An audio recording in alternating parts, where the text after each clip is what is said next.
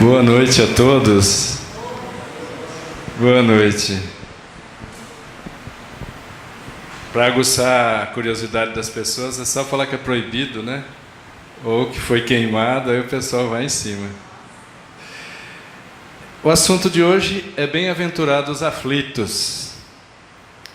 Está aí, consolando, né? Um ao outro. Esse assunto... Alguém tem aflição aqui? Ou vamos perguntar diferente? Quem não tem aflição aqui, levanta a mão. Todos nós temos, né? Todos que têm aflição, mantenham-se como estão. É mais fácil. Esse assunto está lá no Evangelho de Mateus, né? Aqui em capítulo 5 de Mateus tem as boas aventuranças que Jesus pronunciou no monte, né? Sobre as boas aventuranças. Esse assunto também está aqui no livro dos Evangelhos segundo o Espiritismo. Aqui nós vamos ver dois itens agora, justamente que é causas atuais das aflições e causas anteriores das aflições. Como nós concordamos, todos nós temos aflições, né? Jesus disse nesse bem-aventuranças, né? Várias bem-aventuranças, né? E o que são as bem-aventuranças? As bem-aventuranças são ensinamentos dados por Jesus no Sermão da Montanha. Esse Sermão da Montanha é tão importante que os grandes estudiosos de Jesus dizem que basta o que está no Sermão da Montanha, que é o suficiente. E ainda que se tivesse perdido o resto dos evangelhos, só o que está no Sermão da Montanha compõe a lei de Deus que Jesus veio trazer. Então ele diz: bem-aventurados que choram, porque rireis. Bem-aventurados aflitos, porque serão consolados. Bem-aventurados brandos, porque herdarão a terra. Bem-aventurados pacíficos, ou os pacificadores. Felizes os pacificadores, porque serão chamados filhos de Deus. Bem-aventurados misericordiosos, porque alcançarão misericórdia.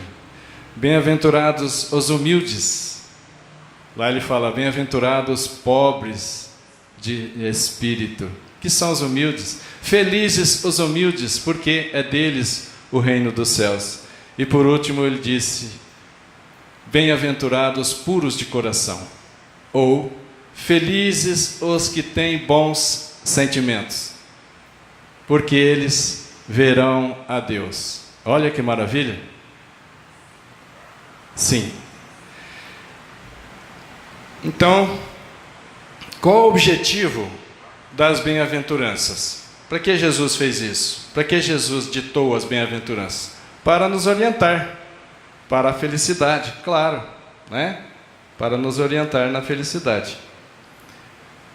Ensinar a lei de Deus, né? Claro. Tá. Aqui a palavra bem-aventurados, os aflitos, nós vamos traduzi-la. Bem-aventurados, bem encaminhados ou felizes. Os aflitos, eu traduzi aqui por os aflitos no bem. Eu acrescentei no bem, já explico. Então, a frase bem-aventurados os aflitos ou felizes os aflitos no bem. Por que são felizes? Nós falamos. Porque eles serão consolados, né? Consolados, isso é muito importante. Jesus é o Consolador. Desde o início, desde Moisés, Jesus vem consolando-nos na terra.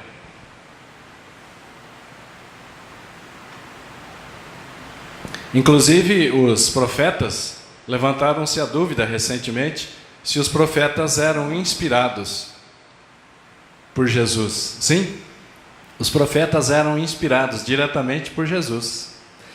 Então, porque eles serão consolados. Agora, no bem, vamos explicar por que eu pus no bem.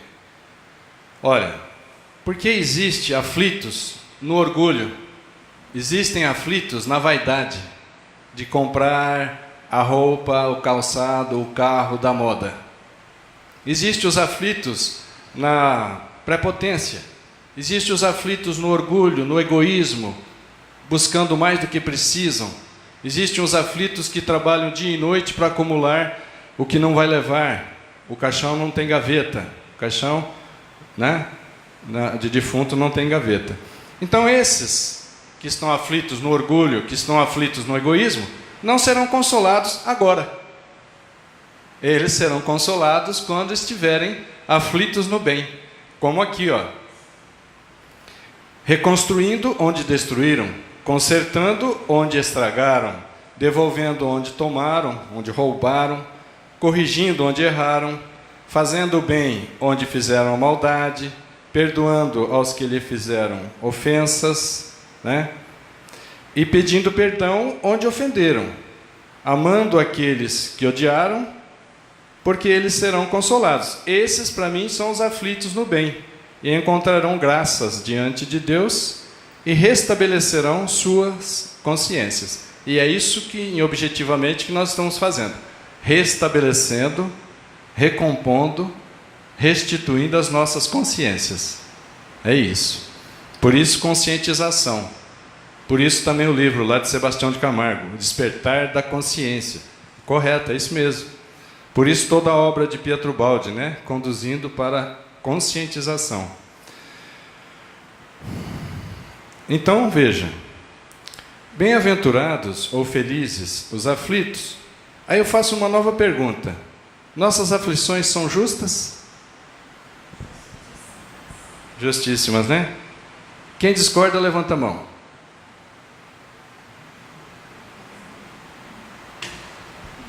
Vocês nunca ouviram alguém dizer assim: ah, eu estou sofrendo injustamente. Ah, mas só eu, só comigo. Porque eu, não é isso? Então, nossas aflições são justas? São. Por quê? Porque todo efeito tem uma causa. Por exemplo, se um ser humano está com febre, a febre é o efeito, elevou a temperatura do corpo. Mas o que está provocando a febre?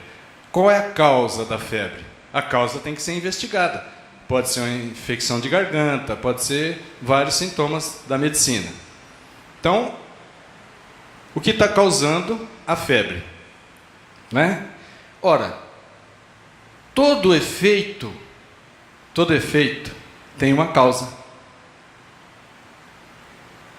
Tudo bem? Todo efeito tem por trás uma causa. Essa lâmpada está emitindo o brilho, por trás tem uma causa. A corrente elétrica está circulando nela.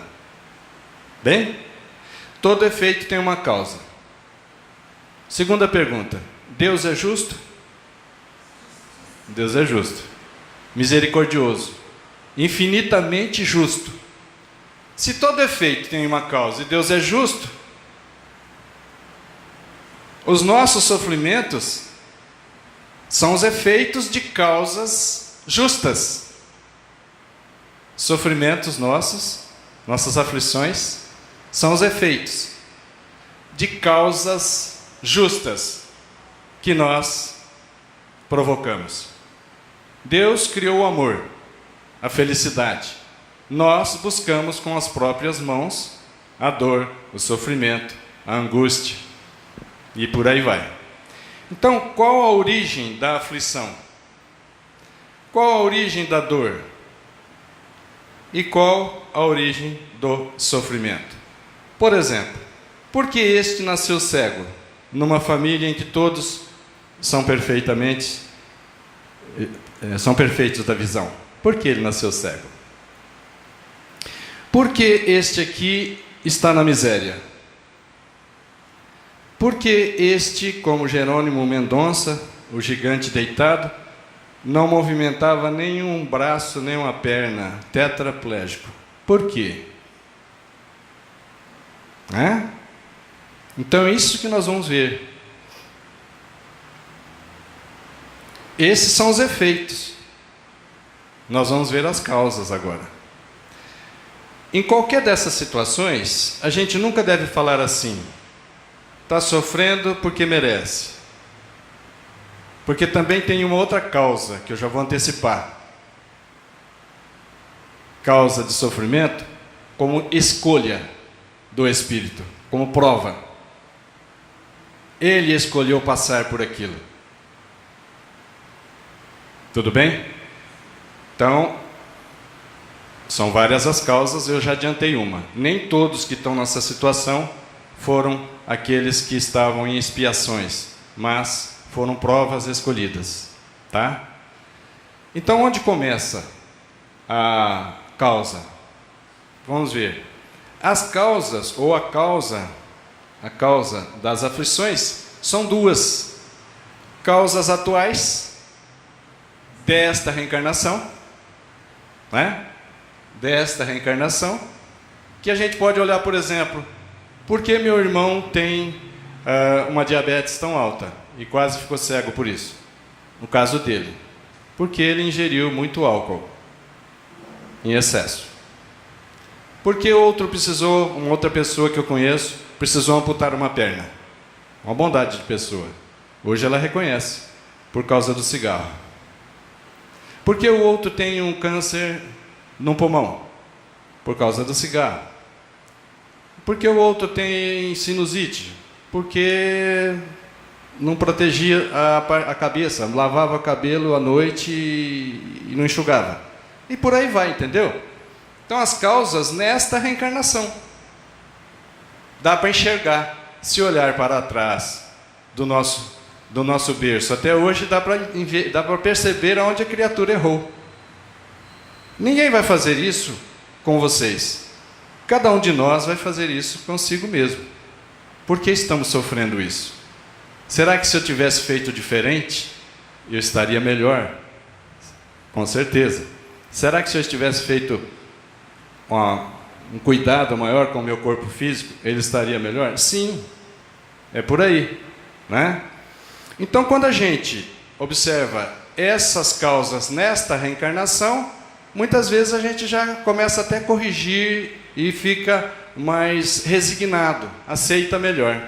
Mas tem situações que a gente não enxerga a causa, o que provocou essa aflição nesta reencarnação. Aí é porque são em reencarnações anteriores a esta, e que a gente não lembra agora, graças a Deus. Já pensou se nós lembrássemos agora que nós brigamos? Não é, Pedro? Em outras vidas? Não, não pode. Aí isso atrapalharia demais o nosso relacionamento hoje. Eu dei só como um exemplo, tá? Não sei nada do passado. E também não quero saber, porque eu penso assim: daqui nós somos inocentes. Vamos caminhar para conseguir o melhor. O passado já ficou. Graças a Deus, quando a gente desencarna, a gente lembra dos motivos que passamos essas aflições desconhecidas aparentemente, né? Então tem duas as causas, nessa encarnação ou em reencarnações anteriores. Veja bem, se a gente pode agora analisar, tem muito caso que é conduta da própria pessoa, de como ela agiu, nesses 3 exemplos que eu dei.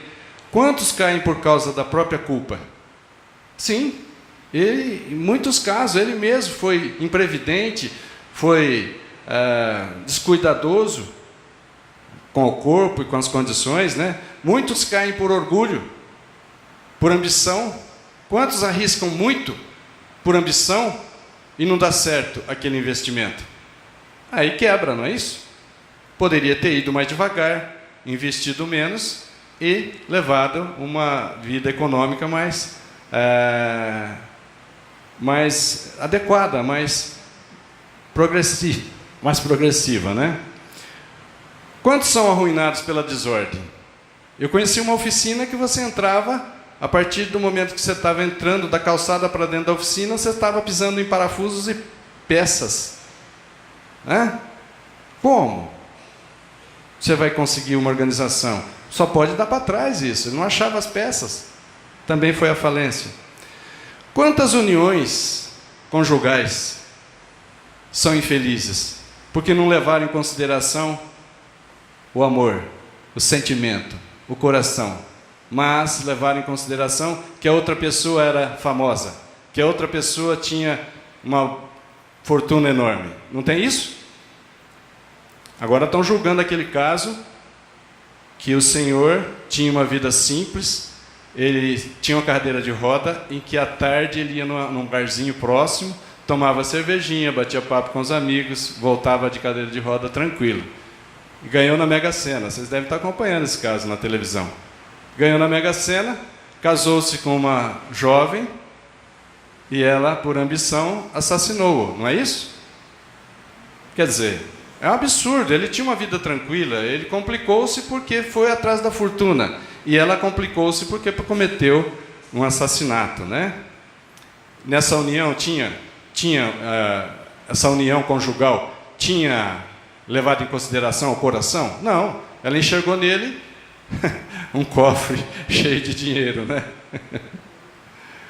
Quantas disputas, quantos processos poderiam ser evitados se fizessem menos exigências, se fossem mais concordantes as pessoas umas com as outras? E se não tivesse o melindre, não é isso? Quantas doenças poderiam ser evitadas se evitássemos o excesso? Excesso de alimentação, por exemplo. Não é isso? Quantas doenças podem ser evitadas? Depende de quem? Do vizinho? Não, depende de nós. Por isso, novamente a gente lembra, a nossa felicidade está em nossas mãos, né? E a lei humana, a lei civil, a lei humana, ela pune as faltas cometidas contra a sociedade. Mas a lei humana não alcança e não pune todas as faltas, principalmente as faltas cometidas contra nós.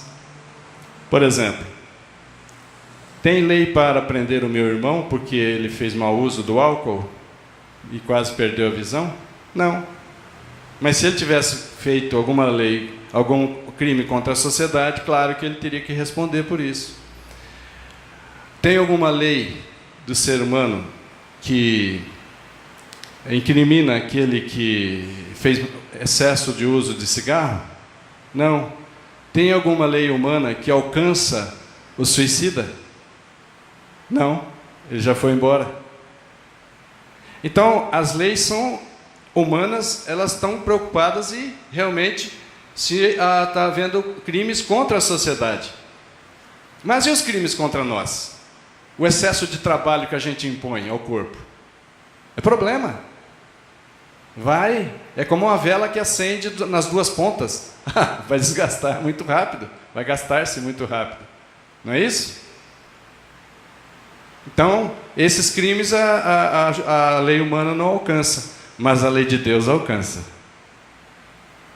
E não fica uma falta impune. Não que Deus é exigente. Não. É porque enquanto tivermos faltas, defeitos, não seremos felizes. Ninguém consegue ser feliz imperfeito. Quanto mais imperfeito, mais infeliz. Quanto mais busca a perfeição, mais feliz. Percebe? Não é que Deus não faz vista grossa, Deus é exigente. Não, Ele sabe que todas as nossas faltas terão que ser corrigidas para que a gente se aperfeiçoe, para que a gente busque a perfeição e seja feliz. E é tudo isso, é só isso que Ele quer de nós, que nós sejamos felizes. Quantos pais são infelizes por não combater nos filhos as más tendências? Quantos pais são vítimas da má educação dada aos filhos? Não combateu as tendências do ódio, por exemplo, e até incentiva a criança dando armas e achando bonitinho com espada e com a arma de brinquedo, que é uma réplica de arma de fogo, dando tiros, né? Pela falta de fé, pelo orgulho que a criança apresenta, ou pelo egoísmo. Porque quando nós reencarnamos, nós chegamos cheios de defeitos, de tendências. Sim? Mas o reencarnante, ele é um livro aberto em branco, para ser escrito, com as mãos do reencarnante e com as mãos dos seus responsáveis, que seja pai, avô, que seja padrasto, não importa. Quem são os responsáveis? É que vão escrever o livro em branco. Um livro em branco porque o reencarnante, a criança, ela é muito flexível, ela é muito moldável, ela é muito perfectível nessa fase. E é de novinho que se conserta. Tem um ditado que eu não lembro agora, negócio que é do pepino, que é de novinho que se torce. Eu não lembro.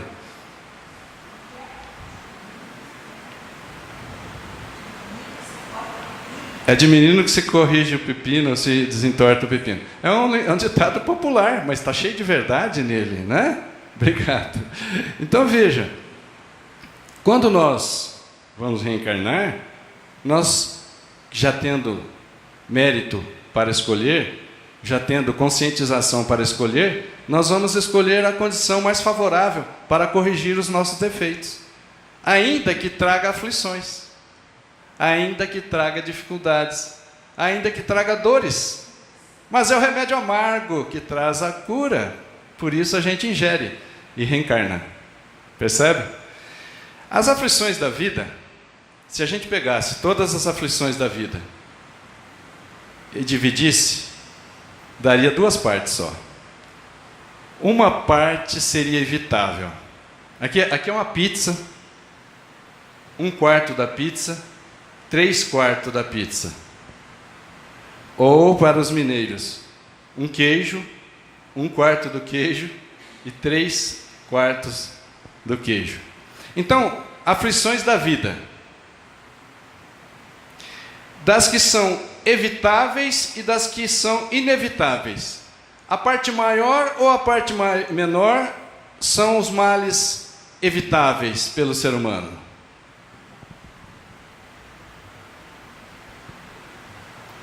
A parte maior são os males que nós poderíamos evitar. De tudo que acontece conosco, das aflições que temos, que são os efeitos, a causa nós poderíamos ter evitado. E aqui são a fração inevitável, entre aspas. Por quê? Porque é a colheita de reencarnações anteriores. O plantio é livre. A gente planta quando quiser, o que quiser, quanto quiser. Mas a colheita é obrigatória. Então aqui, essa fração poderia ser, ela é inevitável entre aspas, porque é consequência, é colheita agora de plantios anteriores. Dava para evitar também? Dava para evitar também lá atrás, nas reencarnações anteriores. Em resumo, todas as nossas aflições foram causadas por nós. Todas as dores, todos os sofrimentos. Vocês já viram falar que quando um não quer, dois não brigam? E também, quando dois estão brigando, nenhum dos dois tem razão. Por quê? Se um deles quisesse, não tinha briga. Concordam? Quem concorda, mantenha-se como está. Todo mundo participa, ai que beleza. Não é mesmo? Então esses aqui que são os evitáveis, pois o ser humano é o causador. Ele causa todos esses males. Olha que interessante. Isso é muito importante, não é não? Para a gente ter essas informações, né?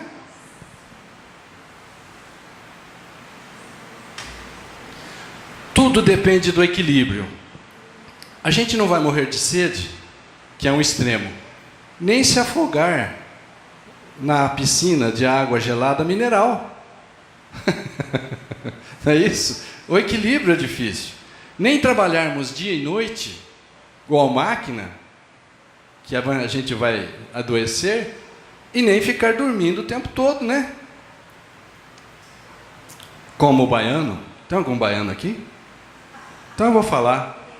Baiano, paulista, que seja. A piada original é de baiano. Diz assim que o baiano estava deitado na rede e disse: Mainha, tem pomada para queimadura de taturana? Ela falou: meu rei, taturana queimou você? Não, mainha, mas ela está cada vez mais perto.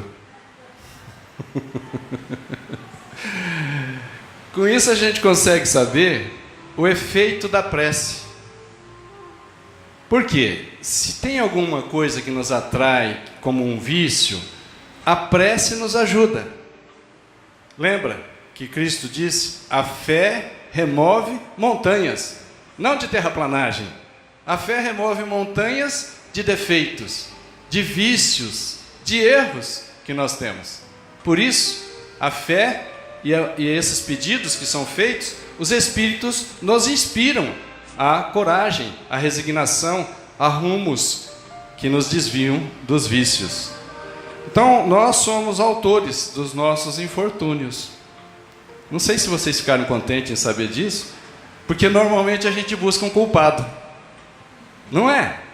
A preocupação é buscar um culpado. Ainda hoje, na televisão, nos meios de comunicação, a pessoa não está preocupada em corrigir o que está acontecendo, que seja um fenômeno de enchente. Não, está preocupado em quem é o culpado.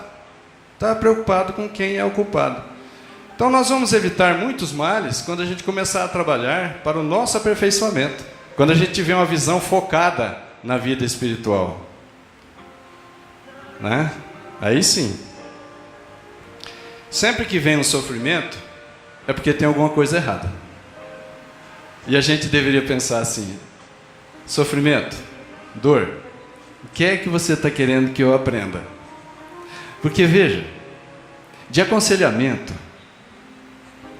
de informações, nós estamos completos. Se a gente fizesse uso do Evangelho de Jesus, que é a lei de Deus, todos seríamos felizes. Mas a gente não faz isso. A gente adia. Tem o tal do jeitinho brasileiro. E no céu, no reino dos céus, isso não vale. Ou a gente realmente tem caridade, aí funciona, aí tem a salvação, mas a aparência da caridade não salva. Então o jeitinho brasileiro não vai dar certo aí nesse caso. E em muitas situações a gente ouve a pessoa falar assim, como se fosse um trabalhador braçal, um diarista.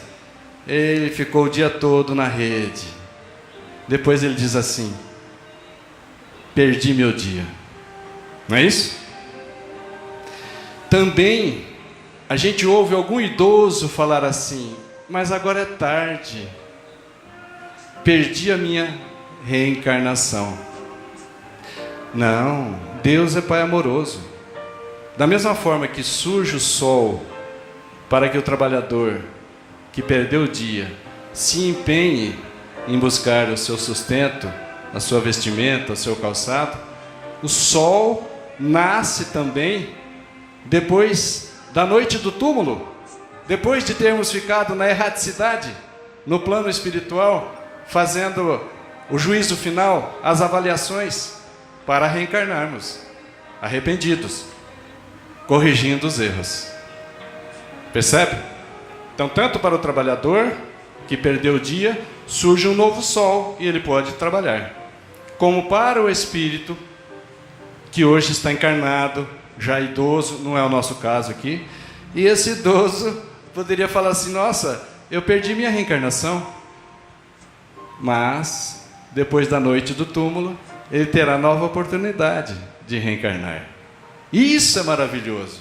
Isso nos traz um Deus de amor, e não aquele Deus que nos apresentaram em outras religiões, que nos incrimina e nos penitenciam pelo primeiro erro, sem oportunidade de corrigir. Veja como o Espiritismo traz consolo, porque traz entendimento, traz luz sobre o assunto, né? Alguém que teve a saúde arruinada pelos excessos que cometeu e arrasta uma vida de sofrimentos, terá o direito de lamentar-se por não obter a cura?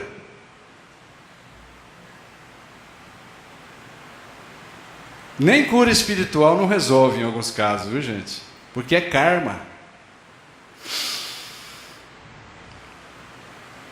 Jerônimo Mendonça, que eu mostrei agora mesmo, a foto, ainda falei que ele era tetraplégico. Quando ele ficou sabendo do José Rigó, lembra do José Rigó? Que fazia cirurgias espirituais? O gigante deitado foi lá. Jerônimo foi lá. E ele tinha que ser levado numa cama, ó a trabalheira. Levaram Jerônimo Mendonça na cama. Quando José Rigó viu, e certamente mediunizado, disse assim para Jerônimo: você é o moço dos 3C. Eu não resolvo o seu caso não, mas 3C é cama, calma e karma. Você precisa passar por isso. Jerônimo Mendonça, depois tem nos livros, ele foi um príncipe que fez muito mau uso da riqueza e de envolvimento com as mulheres, estragando-lhe as vidas. Mas, nessa reencarnação, ele se liberta disso. Isso, então, para ele foi uma prova que ele escolheu. Se liberta disso e ele tem um nome hoje, Pássaro Livre. Alguns que são médiuns, em algumas reuniões, eles observam a presença de Jerônimo. Então, aquele que estragou sua vida e hoje não encontra como curar, não tem direito de reclamar. Já que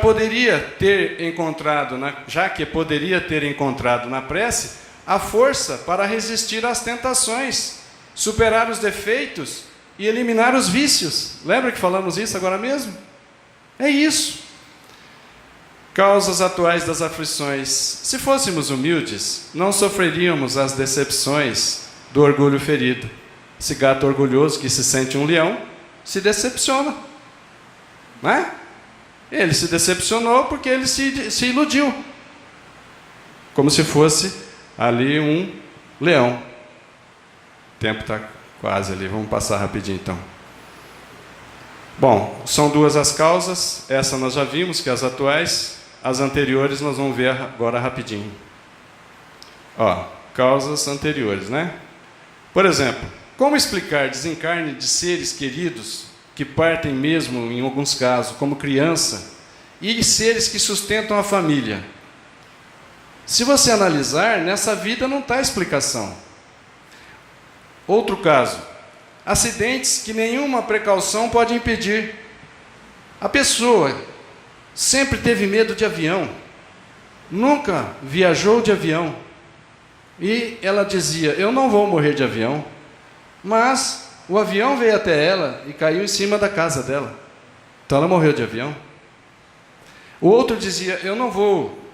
Então são acidentes que você não consegue impedir. O outro dizia que não ia morrer de navio porque não ia no mar. Mas o navio veio até a casa dele.